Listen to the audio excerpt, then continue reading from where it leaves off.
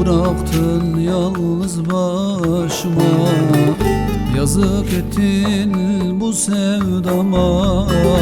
Bıraktın yalnız başıma, acımadın aşkımıza.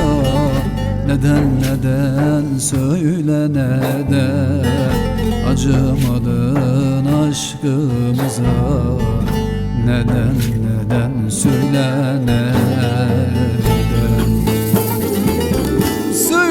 Söyle zalim söyle, acımadın bin gönlüye. Kırdın gittin bu kalbimi, ey vefasız diye böyle. Söyle zalim söyle, acımadın bin gönlüye. Kırdın gittin bu kalbimi, ey vefasız diye böyle.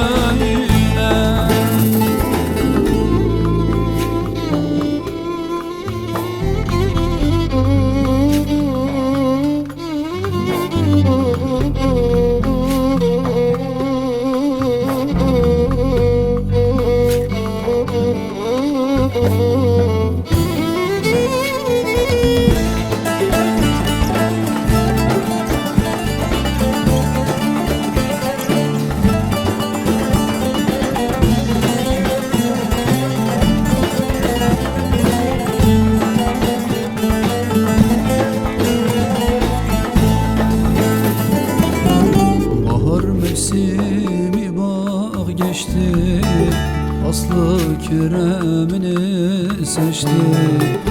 Bahar mevsimi bak geçti, aslı keremini seçti. Gönül senden vazgeçmedi, anlasana anla. Gönül senden vazgeçmedi, anlasana anla. Söyle zalim söyle, acımadın bin gönlüye. Kırdın gittin bu kalbimi, ey vefasız diye böyle. Söyle zalim söyle, acımadın bin gönlüye. Kırdın gittin bu kalbimi, ey vefasız diye böyle. Eskiden gönüller bir olup destanlar yazardı. Sevgilerin ayrılışında gözyaşları akardı. Şimdi vefasız sana soruyorum, değişen ne oldu?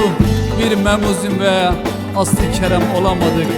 Ey vefasız yazık sana.